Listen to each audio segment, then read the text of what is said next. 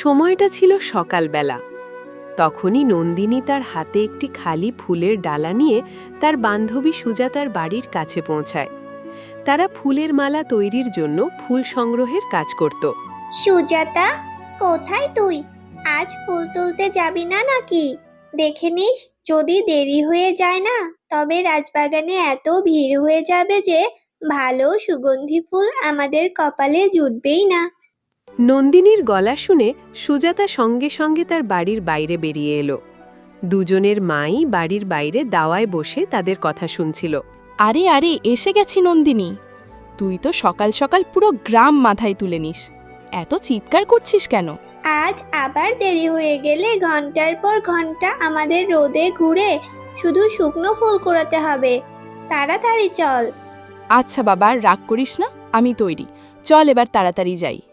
দুই বান্ধবী নিজেদের ফুলের ডালি তুলে নিয়ে হাসতে হাসতে কথা বলতে বলতে গ্রামের পুরনো রাজবাগানের দিকে যেতে লাগল। বিমলা বোন, এবার আমাদের মেয়েরা বড় হয়ে গেছে। আমার তো সব সময় ওদের বিয়ের চিন্তাই লেগে থাকে। হ্যাঁ বোন, ওদের বাবাও নেই। এখন আমাদের মেয়েদের বিয়ের সব দায়িত্ব আমাদের ওপরই। এদিকে দুজনে যেমনই বাগানের কাছে পৌঁছল, সেখানকার দৃশ্য দেখে দুজনেই অবাক হয়ে গেল। আজ এখানে কি হলো? রোজ তো সকাল সকাল এই বাগানে ফুল তোলার জন্য এত মানুষের ভিড় থাকে যে পা ফেলার জায়গা থাকে না, কিন্তু আজ তো এখানে একটা মানুষও দেখা যাচ্ছে না। হ্যাঁ, আমারও কেমন যেন অদ্ভুত লাগছে। চল ছাড়ে সব, আমরা তাড়াতাড়ি ফুল তুলে নিয়ে বাড়ি ফিরে যাই। এই কথা বলে সুজাতা বাগানের ভেতরে গেল। সে ঝুঁকে গোলাপ গাছের দিকে তাকালো, কিন্তু পরের মুহূর্তেই তার মুখের রং ফ্যাকাশে হয়ে গেল। আরে এ কি? বাগানের সব গাছ তো পুরোপুরি শুকিয়ে আছে। এর ডালে তো একটা কুঁড়িও দেখা যাচ্ছে না। শেষে এই বাগানের সব ফুল কোথায় চলে গেল? এমনটা তো আমি আজ পর্যন্ত কখনো দেখিনি। এই বাগানে তো সবসময় এত ফুল থাকতো যে গোটা গ্রামের মানুষ এখান থেকেই মালার ফুল নিয়ে যেত। এত ফুল হঠাৎ কোথায় গায়েব হয়ে গেল? ঠিক তখনই সেখান দিয়ে একজন গ্রামের বয়স্কা মহিলা যাচ্ছিলেন। তার হাতে এক ঝুড়ি ফুল ছিল। আরে বিনা খালা, একটু বলুন তো আজ এই বাগানের ফুল কোথায় গেল? এবার পোকার উপদ্রব খুব বেশি হয়েছে, সেই কারণেই এই বাগানের সব ফুল গাছ নষ্ট হয়ে গেছে। এখন গ্রামের ফুলের মালা প্রস্তুতকারকরা পাহাড়ি খাদের ধারের জঙ্গল থেকে ফুল আনছে। আমিও ওখান থেকেই ফুল নিয়ে আসছি। আরে নন্দিনী, এখন আমরা কি করব? পাহাড়ি খাদের জঙ্গল তো অনেক দূরে। ওখানে যেতে যেতেই তো অর্ধেক দিন পেরিয়ে যাবে। নন্দিনী কিছুক্ষণ চুপ করে ভাবতে লাগল। তারপর হঠাৎ তার মুখে একটা হালকা হাসি ফুটে উঠল। আমি জানি আমাদের কোথা থেকে ফুল আনতে হবে। সেখানকার রাস্তাও ছোট, আর সবচেয়ে বড় কথা, সেখানে আমাদের কারো সাথে পাল্লা দিয়ে ফুল তুলতে হবে না। সত্যি? তাড়াতাড়ি বল নন্দিনী, জায়গাটা কোথায়? আরে গ্রামের পেছনে যে নীলগিরির গভীর জঙ্গলটা আছে না, সেখানে যেতে আমাদের মায়েরা সবসময় বারণ করে। আমরা ওখানেই যাব। আমি শুনেছি জঙ্গলের ভেতরে অনেক দুর্লভ স্বর্ণচম্পা ফুল ফোটে। ওখানকার ফুলের সুবাস একদম অন্যরকম হয়। ঠিক আছে, কিন্তু আমরা তাড়াতাড়ি ফুল তুলে আবার বাড়ি ফিরে আসব। এই কথা বলে দুই বান্ধবী নিজেদের ফুলের সাজি তুলে নিয়ে গ্রামের পেছনে ছড়িয়ে থাকা নীলগিরির ঘন জঙ্গলের দিকে রওনা হল। ঘন জঙ্গলের ভেতরে বেশ কিছুটা পথ চলার পর অবশেষে নন্দিনী আর সুজাতা সেই স্বর্ণচম্পা ফুলের বাগানের কাছে পৌঁছে গেল। ফুলের সুবাসে চারপাশ ম করছিল। দুজনেই তাড়াতাড়ি নিজেদের ঝুড়ি ফুলে ভরে নিল। ফুল তোলার পর দুই বান্ধবী আবার গ্রামের দিকে ফিরতে লাগল। তখনই হাঁটতে হাঁটতে হঠাৎ নন্দিনীর নজর একটু দূরে ঝোপের আড়ালে পড়ে থাকা এক অপরূপ সুন্দরী বনবাসী যুবতীর ওপর পড়ল। মেয়েটি পথ হারিয়ে ক্লান্ত হয়ে জ্ঞান হারিয়েছিল। আরে সুজাতা, দেখো না, এই মেয়েটা কত সুন্দর দেখতে। এমন মায়াবী চেহারার যুবতী আমি আগে কখনো দেখিনি। ও হয়তো অসুস্থ। আমার তো ইচ্ছে করছে একে আমি নিজের বাড়ি নিয়ে যাই। আমার নিজের কোনো বোন নেই, ও আমার ছায়াসঙ্গী হয়ে থাকবে। এই কথা বলে নন্দিনী তার ফুলে ভরা ঝুড়ি নিচে রেখে ওই অজ্ঞান মেয়েটির কাছে চলে গেল এবং তাকে ধরে ওঠানোর চেষ্টা করল। না নন্দিনী, তুই ওকে কেন নিয়ে যাবি? আমার মনে হয় ওর পরিবার বা ওর মা আশেপাশেই আছে। ওকে একটু সুস্থ করে এখানেই রেখে দেওয়া উচিত। আমার এই জঙ্গলের মতো এখানকার মানুষদেরও ভয় লাগে। আরে না সুজাতা, আমি এর খুব ভালোভাবে যত্ন নেব। দেখো না, ও কত অসহায় আর সুন্দর। ওকে আমার সাজগোজের সঙ্গী বানাবো। আমার তো ওকে এই ঘন জঙ্গলে একা ছেড়ে যেতে একদমই ইচ্ছে করছে না। আমি একে আমার সাথেই নিয়ে যাব। নন্দিনী তার ফুলে ভরা ঝুড়ি সেখানেই রেখে দিল, আর ওই দুর্বল মেয়েটিকে ধরে ধরে গ্রামের দিকে রওনা হল। সুজাতাও তার পেছন পেছন হাঁটছিল। ধীরে ধীরে দুজনেই জঙ্গল থেকে বেরিয়ে এলো আর নিজেদের গ্রামের দিকে চলে গেল। কিন্তু কিছুক্ষণ পর সেই জঙ্গলে এক বনবাসী মা অস্থির হয়ে কাঁদতে কাঁদতে সেখানে পৌঁছল। সে এদিক ওদিক নিজের যুবতী মেয়েটিকে খুঁজতে লাগল।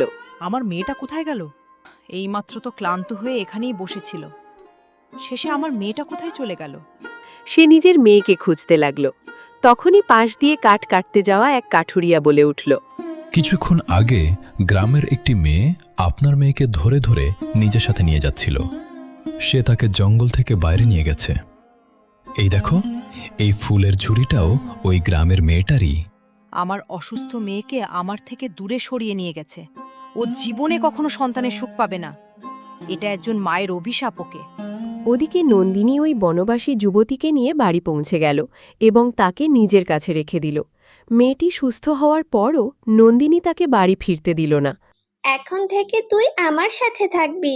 আমি তোর যত্ন নেব, আর তুই আমার ছায়াসঙ্গী হয়ে আমার সব কাজ করে দিবি। নন্দিনী রোজ সেই মেয়েটিকে নিজের কাছে রাখত, আর মেয়েটিও নিঃশব্দে তার সব হুকুম পালন করত। দেখতে দেখতে বেশ কিছুটা সময় কেটে গেল। একদিন নন্দিনীর সম্বন্ধ এক খুব বড় এবং ধনী বড় ব্যবসায়ীর পরিবারে ঠিক হল। কথা শুনে সুজাতা আনন্দে তার সাথে দেখা করতে তার বাড়ি পৌঁছাল। আরে নন্দিনী, এ তো খুব বড় সুখবর। শুনে আমার আনন্দ হলো যে তোর সম্বন্ধ এত বড় বাড়িতে ঠিক হয়েছে। কিন্তু এখন নন্দিনী আর আগের মতো ছিল না। বড় বাড়িতে বিয়ে ঠিক হতেই তার চেহারায় অহংকার স্পষ্ট দেখা যাচ্ছিল। হ্যাঁ, আমার রূপ দেখেই ওই বড়লোকের ছেলেটা আমাকে সাথে সাথে পছন্দ করে নিয়েছে। এখন তো আমি খুব বড় বাড়ির গিন্নি হতে চলেছি। ওখানে আমি খুব রাজত্ব করব। আমি রোজ দামি দামি রেশমি শাড়ি পরব, অনেক অনেক গয়না পরব, আর সারা গ্রামে সবচেয়ে বেশি সুন্দর লাগবো। এবার আমি এই ফুল কুড়োনোর জীবন থেকে চিরকালের মতো মুক্তি পেয়ে যাব। ধীরে ধীরে সময় কেটে গেল এবং অবশেষে সেই দিনটাও চলে এলো যেদিন নন্দিনীর বিয়ে হওয়ার কথা। বিয়ের একদিন আগে নন্দিনী সেই বনবাসী যুবতীটির কাছে গেল। শোন, এতদিন তুই আমার কাছে ছিলিস, আমার ফরমায়েশ খেটেছিস। এখন আমার বিয়ে হতে চলেছে, আর আমি এই বাড়ি ছেড়ে অন্য এক বড় বাড়িতে যাচ্ছি। তোকে সাথে নিয়ে যাওয়া সম্ভব নয়। ওখানে আমার অনেক চাকর বাকর থাকবে। তাই আজ আমি তোকে মুক্ত করে দিলাম। তুই নিজের পথ দেখে নে। এবার তুই নিজের জীবন নিজের মতো করে বাঁচবি। কথা বলে নন্দিনী অসহায় মেয়েটিকে একা রাস্তায় ছেড়ে দেয় এবং তারপর সেই মেয়েটি চোখের জল মুছতে মুছতে ওখান থেকে চলে যায়। এবার নন্দিনীর বিয়ে একটি খুব বড় এবং ধনী ব্যবসায়ীর পরিবারে হয়ে যায়। সে ওই বাড়ির বউ হয়ে যায়। নন্দিনী, তোমার এই বাড়িতে স্বাগত। আশা করি তুমি এখানে খুব সুখে থাকবে। এত সুন্দর বাড়িতে কে আর খুশি না থাকবে। এখানে তো চাকর বাকরও আছে, আমাকে কোনো কাজই করতে হবে না। পরের দিন সকালে নন্দিনী সাজুগুজু দামি শাড়ি আর গয়নায় সেজে তৈরি হল। বড় বাড়ির বউ হতেই তার ভেতর খুব অহংকার চলে আসে। এখন সে আর আগের মতো সোজা সরল এবং মিষ্টি মেয়ে ছিল না। আরে ও ফাঁকিবাজ, তুই কি ঠিক করে কাজও করতে পারিস না নাকি? একটু ভালোভাবে মেজে মোছ। বাড়ির একটা একটা কোণা একদম পরিষ্কার হওয়া চাই। আমার বাড়ি একদম চকচকা চাই, ঠিক আমার মতো। বিয়ের কিছুদিন পর নন্দিনীর বাড়িতে একটা খুব বড় অনুষ্ঠানের আয়োজন হতে চলেছিল। পুরো বাড়িটা রেশমি কাপড় আর আলোকসজ্জা দিয়ে সাজানো হয়েছিল।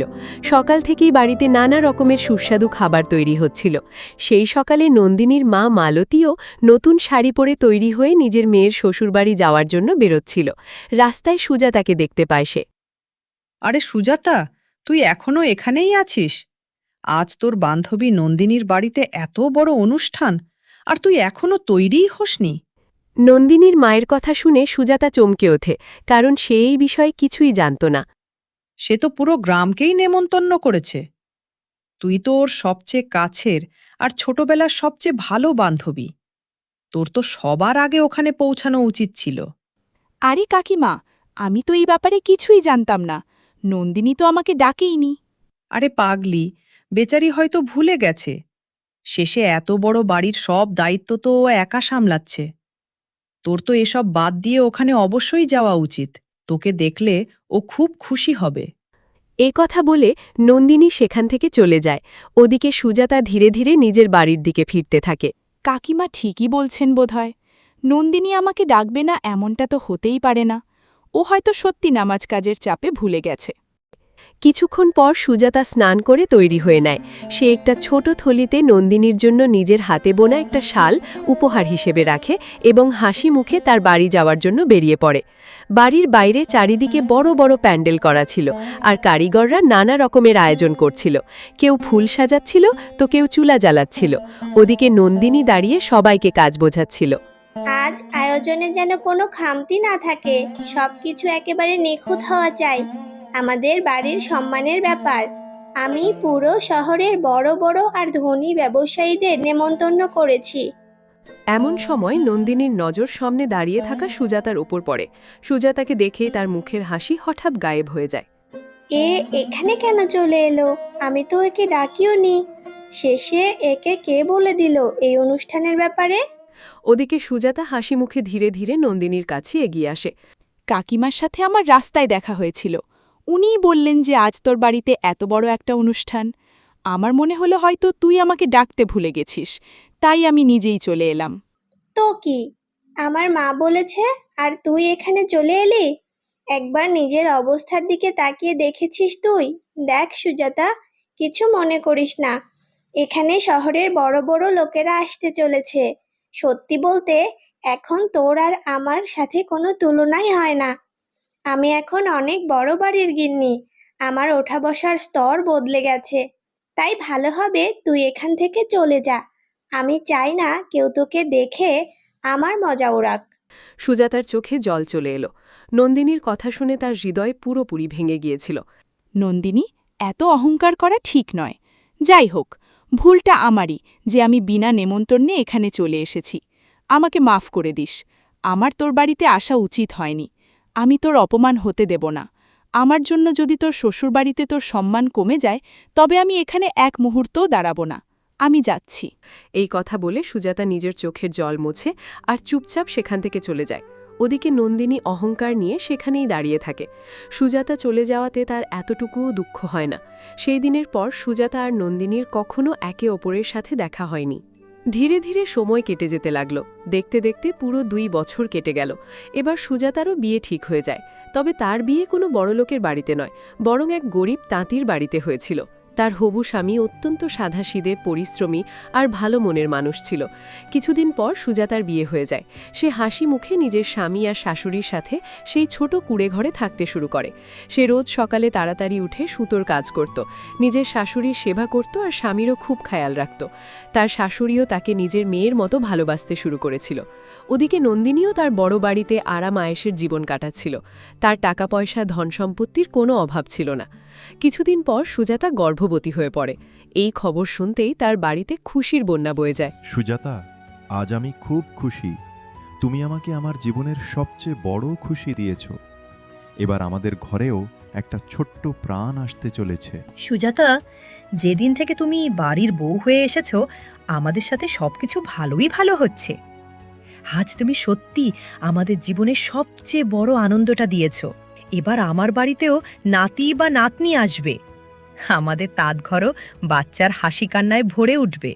কিছুদিন পর সুজাতা নিজের বাপের বাড়ি যায় এবং নিজের মাকেও এই সুখবরটা শোনায়। এটা শুনে তার মায়ের আনন্দের আর কোনো ঠিকানা থাকে না। সত্যি বলছিস তুই? আরে আমার মেয়ে এবার মা হতে চলেছে। আমি খুব খুশি। আমি যাচ্ছি, সবাইকে মিষ্টিমুখ করিয়ে আসছি। তুই ভেতরে যা, আরামে বস, আমি এক্ষুনি আসছি। সুজাতার মা খুশিতে ডগমগ হয়ে নন্দিনীর মায়ের বাড়িতে পৌঁছায়। বোন, এই নাও মিষ্টি খাও। আমার সুজাতা এবার মা হতে চলেছে।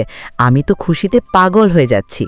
আরে অনেক অভিনন্দন বোন, এ তো খুব বড় সুখবর। বিধাতা সুজাতা আর ওর বাচ্চাকে সব সময় সুখে রাখুক। কিছুক্ষণ পর নন্দিনীর মা মালতী ফোন করে নন্দিনীতে সুখবরটা দেয়। তোর ছোটবেলার বান্ধবী সুজাতা এবার মা হতে চলেছে। আজই আমি খবর পেলাম। ওর মা তো খুশিতে পুরো গ্রামে মিষ্টি বিলি করছে। আচ্ছা, তো ও মা হতে চলেছে, ভালো কথা।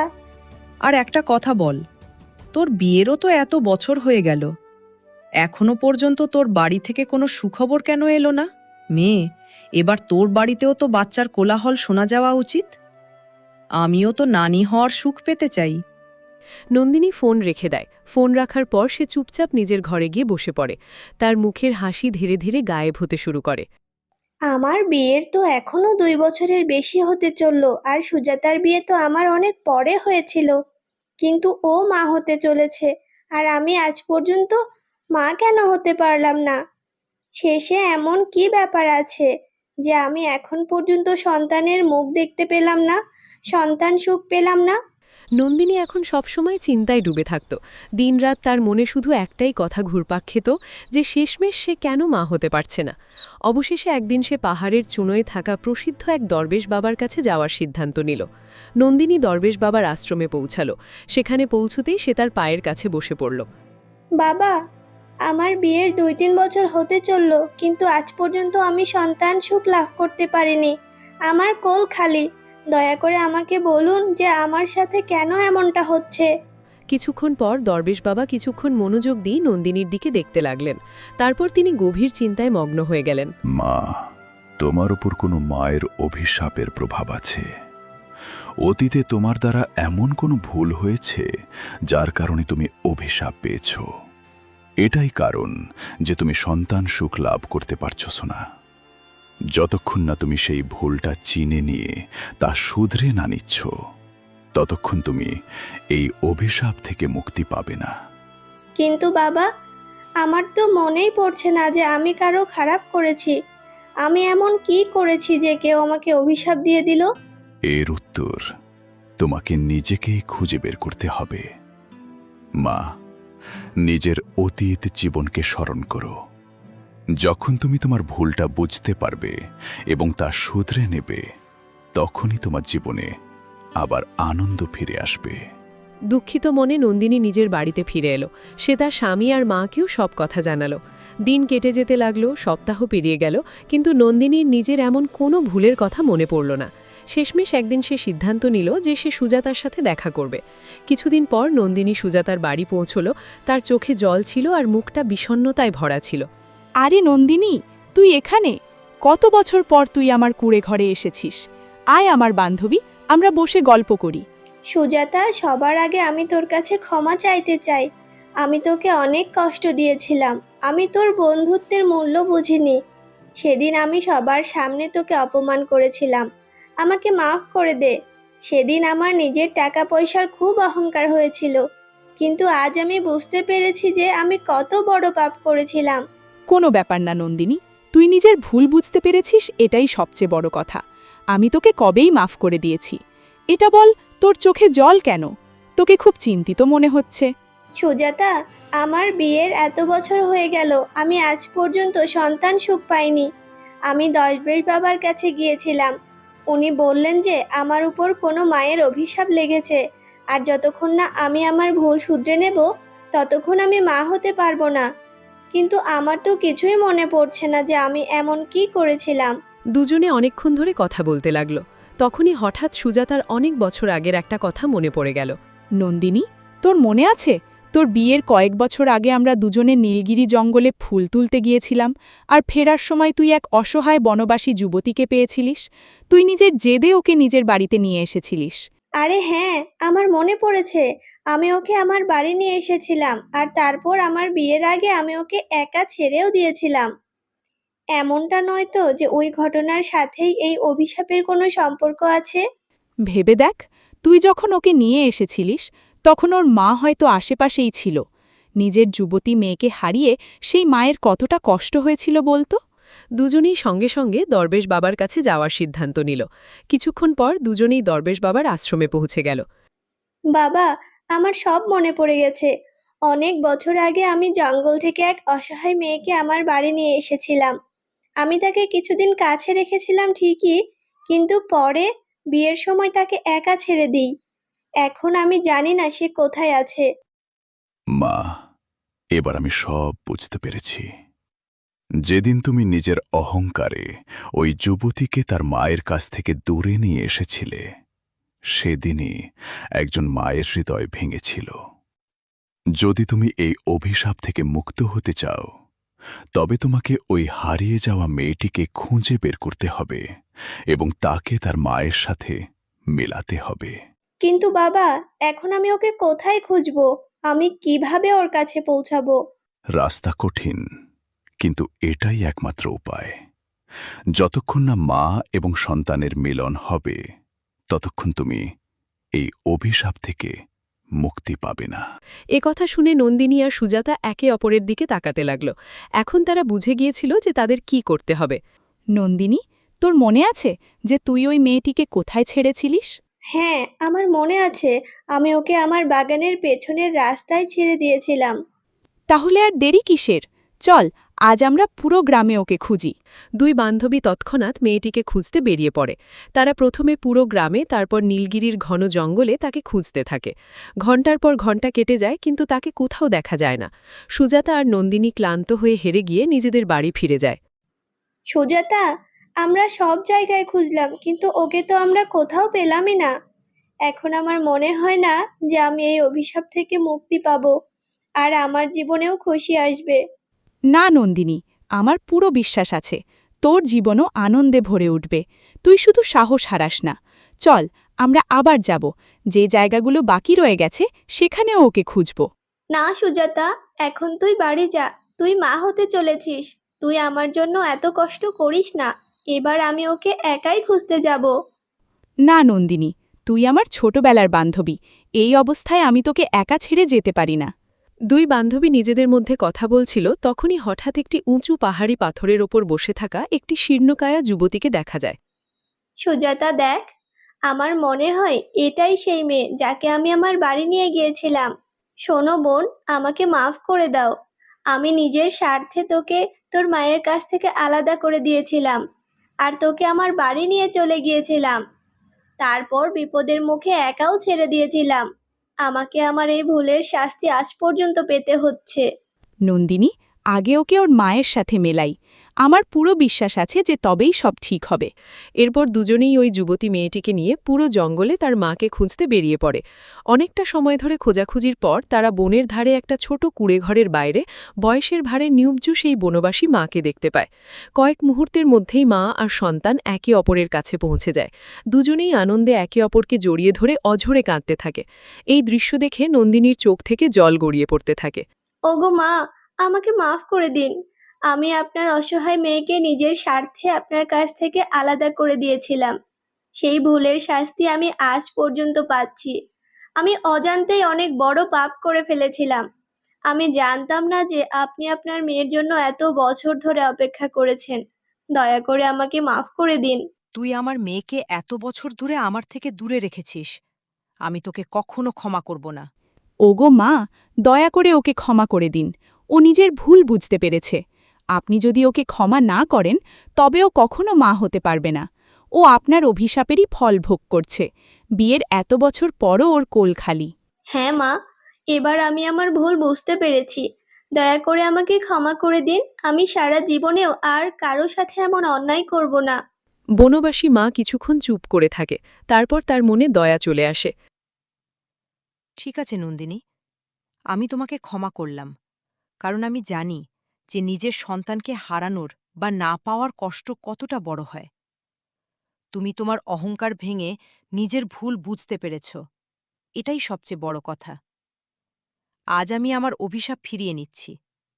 আমি তোমাকে এই অভিশাপ থেকে মুক্ত করলাম। যাও, তোমার কোলও আলো হবে, তুমিও মা হবে এবং আনন্দে ভরা জীবন কাটাবে। এ কথা শুনতেই নন্দিনীর চোখ থেকে খুশির জল গড়িয়ে পড়তে লাগল। আপনাকে অনেক অনেক ধন্যবাদ মা। আপনি আমাকে নতুন জীবন দিয়েছেন। আমি আপনার এই উপকারের কথা কোনো দিন ভুলব না মা। সুজাতা আর নন্দিনী দুজনেই হাসি মুখে নিজেদের বাড়ি ফিরে যায়। কিছুক্ষণ পর নন্দিনীও গর্ভবতী হয়ে পড়ে।